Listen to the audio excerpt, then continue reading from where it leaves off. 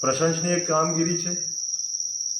ગુજરાતની સંસ્કૃતિને, સાહિત્ય જગતને જેણે અખૂટ ભેટ આપી છે એવા ગુજરાતના નામાંકિત કલાકારોનું સન્માન થાય અને એમને આ ગૃહમાં આવકારવામાં આવે। વિધાનસભાના ગૃહની કામગીરીનું બારીકાઈથી નિહાળવા મળે એ માટે કલા અને સંસ્કૃતિ સાથે જોડાયેલા ગુજરાતના સુપ્રસિદ્ધ લોકગાયકો અને સાહિત્યકારો એમને બોલાવવા એ સરકારશ્રીની બિરદાવવા લાયક કામગીરી છે। પણ વાંધો ત્યાં પડે છે કે તમે ગુજરાતના નામાંકિતો કલાકારો, ગુજરાતના સુપ્રસિદ્ધ લોકગાયકો એમને બોલાવો, એમાં પણ ક્યાંક તમારી જ્ઞાતિવાદી, જાતિવાદી માનસિકતાનું પ્રદર્શન થાય ત્યાં અમને વાંધો છે।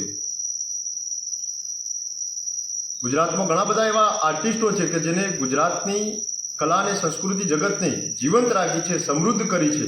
એ પૈકીમાંથી હું જોયું કે મીડિયાના માધ્યમથી ગુજરાતના ઢોલિવૂડના ફિલ્મ અભિનેતા કહી શકાય, લોકગાયક કહી શકાય એવા વિક્રમ ઠાકોરે નારાજગી નોંધાવી અને એમની નારાજગી સ્વાભાવિક છે, સહજ છે।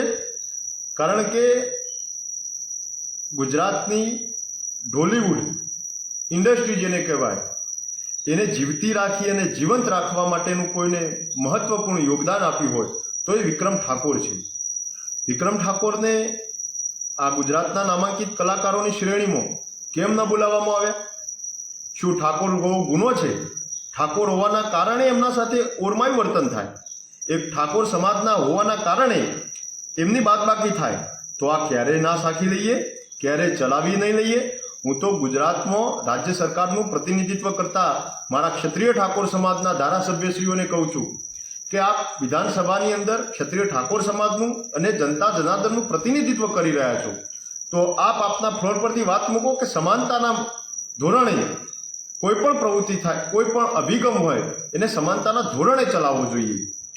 અને માત્ર વિક્રમ ઠાકોર નહીં, ક્ષત્રિય ઠાકોર સમાજનો એક પણ જાણીતો કલાકાર આ ઇવેન્ટમાં એને આમંત્રિત કરવામાં ના આવ્યો।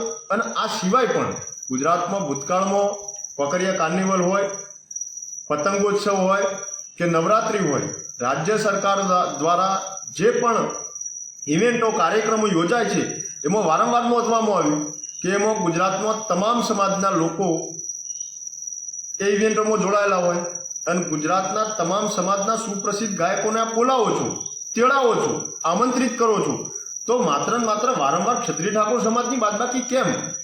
ક્ષત્રિય ઠાકોર સમાજ સાથે આવું ઓરમાયું વર્તન કેમ? આ અન્યાય, આ અવગણના ક્ષત્રિય ઠાકોર સમાજ વિરોધી માનસિકતાને પ્રદર્શિત કરે છે।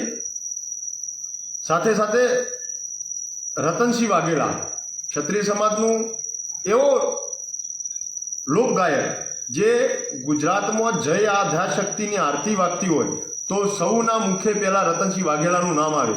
અને એવા તો ઘણા બધા કલાકારો જેને ગુજરાતની સંસ્કૃતિને, ગુજરાતની સભ્યતાને, ગુજરાતની કલા અને સાહિત્ય જગતને ખૂબ તબિયતથી પીરસ્યું છે અને ગુજરાતની સંસ્કૃતિને સમૃદ્ધ કરી છે। એવા ગાયકોની બાદબાકી કરી અને એમાંય આવા સમાજોની બાદબાકી કરી સાબિત શું કરવા માંગો છો તમે? વારંવાર યુવાનો, ક્ષત્રિય ઠાકોર સમાજના સામાજિક અગ્રણીઓ, રાજકીય અગ્રણીઓ આ બાબતે તે ગંભીરતાથી નોંધ લેવી જોઈએ। એની પ્રતિક્રિયા પણ જે તે ફ્લોર પર આપવી જોઈએ। પોતાના સ્તરેથી જ્યાં વાત મૂકવાની આવે ત્યાં મૂકવી જોઈએ।